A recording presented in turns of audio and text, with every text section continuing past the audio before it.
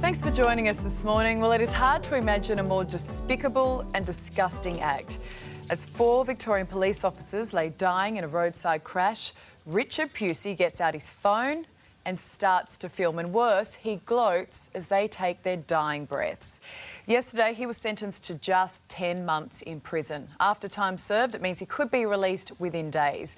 Let's discuss with Tasmanian Senator Jackie Lambie and 3AW's Neil Mitchell. Neil, 10 months. What do you think of that?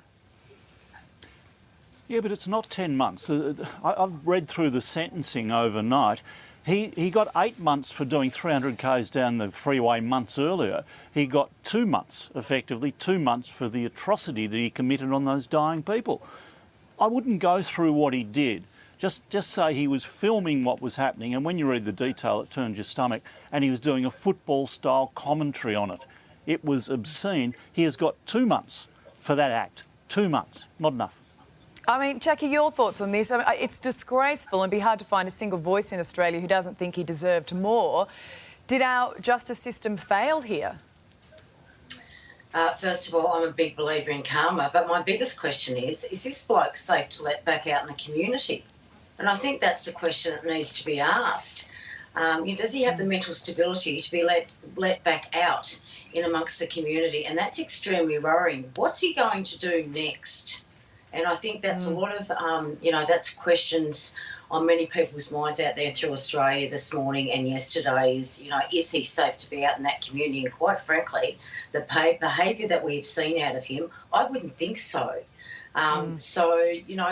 What my question is, if we let these sort of people back out in the street and then he does take somebody else's life because of his actions, who's going to be held responsible for making that decision? And I think it's about time we had a good look on whether or not they've got the mentality to actually be out walking around our streets. I mean, I think the issue you've got here is, being a despicable human is not a crime, unfortunately. Maybe it should be. And how much do we all feel for those families right now, knowing that that's how their loved ones took their final breaths? It's just horrible.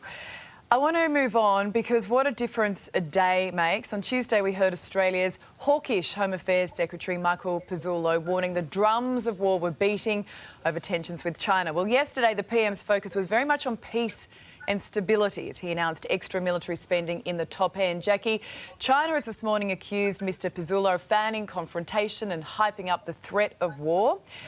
Do you think he overstepped the mark? First of all, he is a secretary. Maybe it's about time he was told and put back in his place. It's very bothers me a lot on how much movement these secretaries of departments actually are given. Secondly, before he starts going on about that, he may want to look at the state and leadership of our military and remember that we only just have enough full-time members to fill just over half the MCG. We have much bigger issues going on in this country and when it comes to our national security than what he is carrying on about. And I suggest he get back to the basics. Because right now, if he wants to talk about national security and attachments to that, he may want to have a look at where our defence is right now. First of all, that we do not have the weapons at the top end of Australia to defend ourselves, let alone boots on the ground. So I suggest he get back to the basics and stop going on about something where he seems to be way in over his head. Well, look, maybe all the talk about war is to distract us from the vaccine rollout. No, you've got a strong opinion on that one, Neil? Yeah, I've got a strong opinion because it's reported today that Mr Pezzullo got the approval of the minister to say what he said. The minister signed off on the speech. Now, if that's true, it's a pretty deliberate step there towards an aggressive stand. What's the Prime Minister going to do about the Port of Darwin? That's the important thing next. Of course he wants peace and stability, but the public, as Jackie said, it's not just a public servant going feral. It's been approved by the minister, and that's a big step for Australia. Yeah, I just don't understand. It just feels like we're going it alone here, and it's a very inflammatory wording, which just doesn't seem necessary at the moment. But I was just about to say, I wonder if this is part of it is to distract us from the vaccine rollout.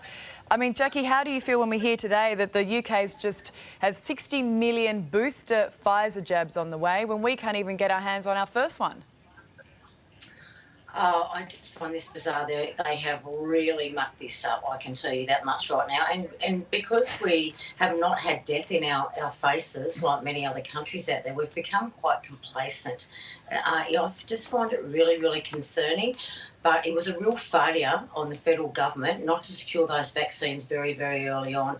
And I tell you now, I've been part of that COVID committee and trying to get the truth out of the people sitting in front of us has been really, really difficult, which is not helping the situation. Come out and be honest. This is about people's health.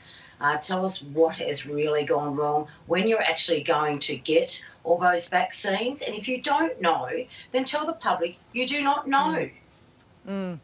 I mean, and I think what we're seeing in India right now is a wake-up call to all of us that we are still in the thick of this pandemic and we need to hurry up this vaccine rollout. But just before we go, Neil, I want to get your thoughts on this because we're seeing the biggest shake-up of our school curriculum in a generation. So we're going to see this bigger focus on maths, science. There will be fewer subjects. They're even going to ditch teaching Year 1 students how to tell the time. Your thought on this? Oh, there's good and bad in it. I mean, the time thing is silly. Teach the kids to tell the time. Now, most of them learn before they go to school. It's good to see Indigenous history to be taught more, but don't put that in at the expense of, say, Egyptian history or learning more about the Renaissance. I think school is all about enthralling kids, encouraging kids, teaching them to think, teaching them to want to learn, teaching them to read. I don't know if they've got it right or not, but it needed a shake-up. Yeah, you know what? There are so many countries around the world who are doing it right. We just need to look at what they're doing and just copy it and have it done here. Lovely to talk to you both this morning. There was a lot to get through. Thank you, Jackie. Thank you, Neil.